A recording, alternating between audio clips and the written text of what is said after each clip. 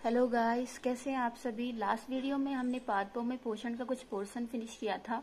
इस वीडियो में पादपों में पोषण को हम चैप्टर को कंप्लीट कर लेंगे। अगर आप सीटेट साइंस की प्रिपरेशन कर रहे हैं तो ये वीडियो आपके लिए काफ़ी हेल्पफुल रहेगी। तो स्टार्ट करते हैं पादपों में पोषण का नेक्स्ट पोर्शन। पादपों में कार्बोहाइड्रेट के अतिरिक्त अन्य खाद्यों का संश्लेषण।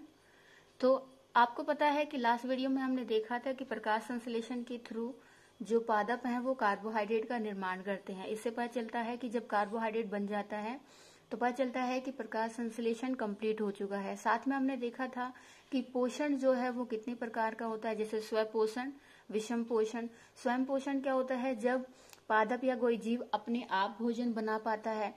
और विषम पोषण जिसमें कोई भी जीव या पादप जब दूसरों पर निर्भर होता है तो उसे विषम पोषण कहते हैं।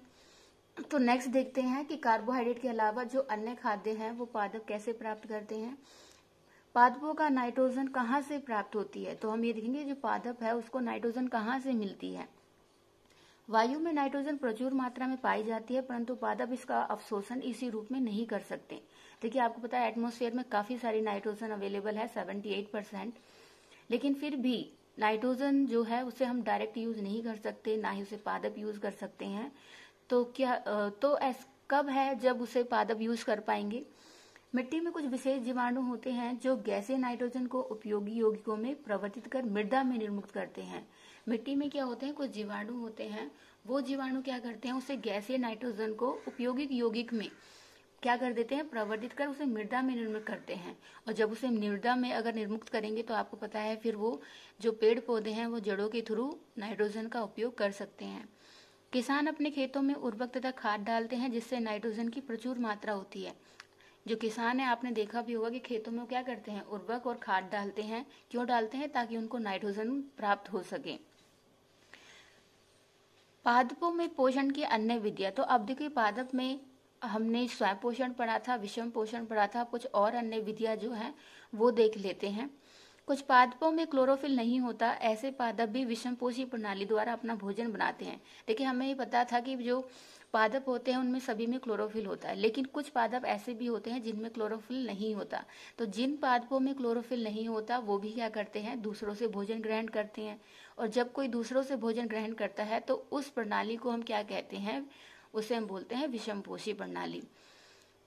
तने एवं शाखाओं से लिपटी रस्सी नुमा पीले रंग की संरचनाएं दिखाई देती हैं। ये अमरबेल का पादप है। आपने कभी देखा होगा कि जो कुछ पेड़ पौधे होते हैं उनमें पीली पीली रस्सी जैसी क्या होती है कि वो लिपटी हुई होती है शाखाएं, तो वो क्या है, वो अमरबेल है।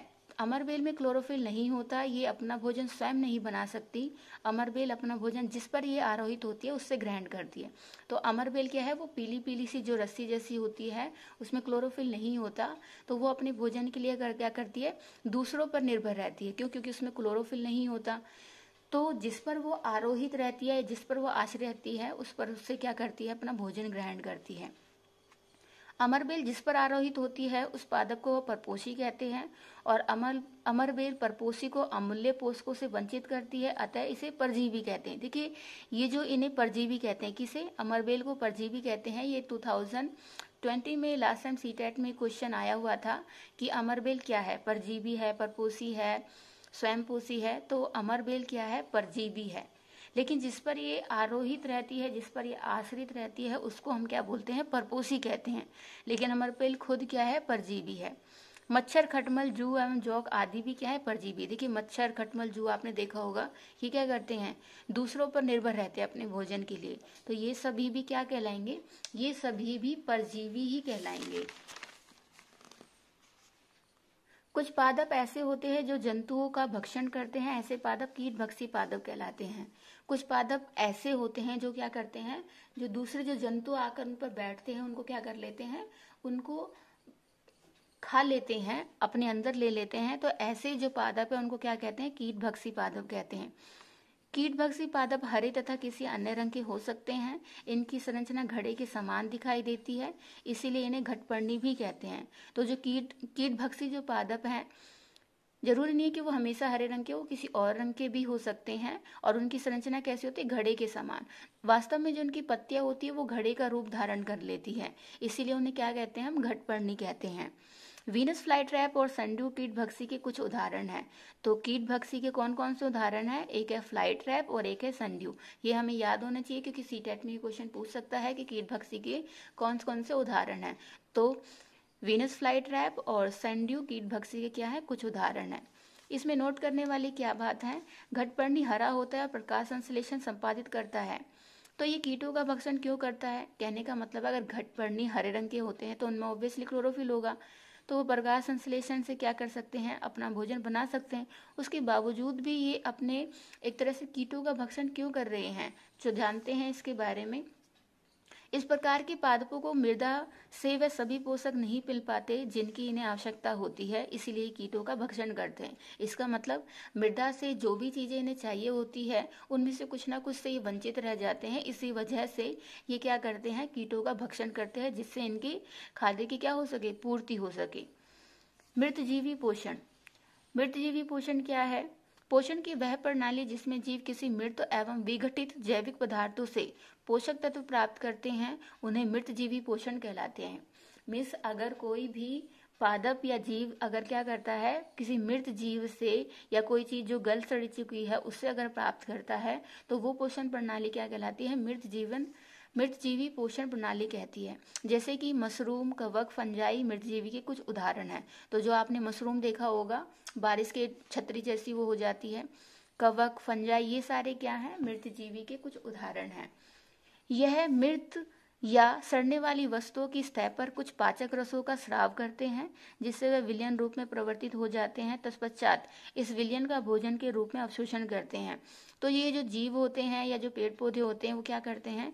जो भी मृत चीज हो चुकी है या सली गड़ी चीज है उस पर जाकर के बैठ जाते हैं और वहां से कुछ पाचक रसों को क्या करते हैं? अपने अंदर ले लेते हैं और फिर से विलयन रूप में परिवर्तित कर देते हैं। और तत्पश्चात इस विलयन को भोजन के रूप में क्या करते हैं? वो ग्राइंड करते हैं।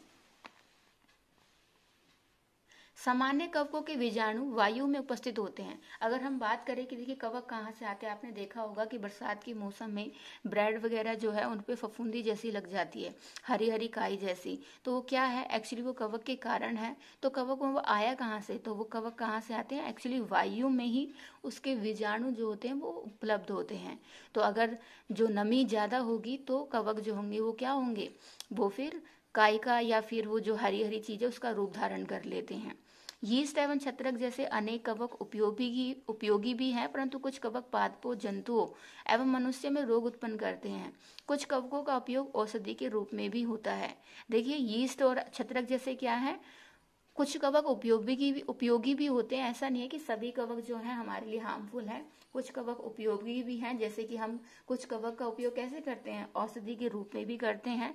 लेकिन कुछ कवक पादप और जंतुओं में रोग उत्पन्न भी करते हैं। नेक्स्ट जो टॉपिक है वो है सहजीवी संबंध। सहजीवी संबंध का मतलब क्या है? सह मतलब एक दूसरे का एक तरह से साथ। तो सहजीवी संबंध क्या है? कुछ जीव एक दूसरे के साथ रहते हैं तथा अपना आवास एवं पोषक तत्व एक दूसरे के साथ बांटते हैं। तो इसे हम क्या कहते हैं? सहजीवी संबंध कहते हैं। जैसे कि अगर हम बात करें, जैसे कवक और वृक्ष की जड़ों में सहजीवी संबंध होता है। कैसे? कवक जो होता है वो क्या करता है? जल एवं पोषण अवशोषण में मदद करता है। किसकी? वृक्ष की। तो वृक्ष क्या करते हैं? वृक्ष जो है, कवक अपना भोजन स्वयं नहीं बना पाता तो वो क्या करता है? वृक्ष की जड़ों से क्या करता है? पोषण प्रदान करता है फिर उसे। तो कवक का काम है जल एवं पोषण अवशोषण में वृक्ष की जड़ों का मदद करना, और वृक्ष की जड़ें उसे क्या देती हैं? पोषण। तो इस तरह से कवक और वृक्ष की जड़ों में क्या है? सहजीवी संबंध है। वहीं हम बात करें लाइकेन। लाइकेन देखिए दो चीजों से मिलकर के बना है, शैवाल प्लस कवक। तो शैवाल और कवक इसमें दो सहजीवी जीव होते हैं। शैवाल का काम क्या है? शैवाल में क्लोरोफिल होता है, हमने लास्ट वीडियो में पढ़ा है। तो इसका मतलब ये खाना बनाता है। तो शैवाल कवक को क्या करता है? खाद्य प्रदान करता है। तो कवक का काम क्या है? कवक का काम है शैवाल को रहने के लिए आवास, जल, पोषक प्रदान करता है। तो इस तरीके शैवाल और कवक में दोनों में क्या है? सहजीवी संबंध है। उसके बाद नेक्स्ट सहजीवी संबंध किसमें है? नेक्स्ट है आप राइजोबियम और जो फलीदार जो पौधे होते हैं, जैसे मटर हो गया और चने वगैरह के जो पौधे हो गए वो सारे। तो राइजोबियम क्या है? राइजोबियम हमने अभी पढ़ा था कि वो नाइट्रोजन जो एटमॉस्फेयर में नाइट्रोजन है, वायुमंडल में नाइट्रोजन है, उसको क्या करता है? मृदा में निर्मुक्त करता है उपयोगी पदार्थ में। तो राइजोबियम क्या करता है? वही नाइट्रोजन जो नाइट्रोजन जो गैस है उसको क्या करता है, उसको उपयोगी पदार्थ में बदलकर फलीदार पौधों को प्रदान करता है। वहीं फलीदार पौधे क्या करते हैं, राइजोबियम को खाद्य एवं आवास प्रदान करते हैं। तो इस वीडियो में हमने इस चैप्टर को फिनिश किया है।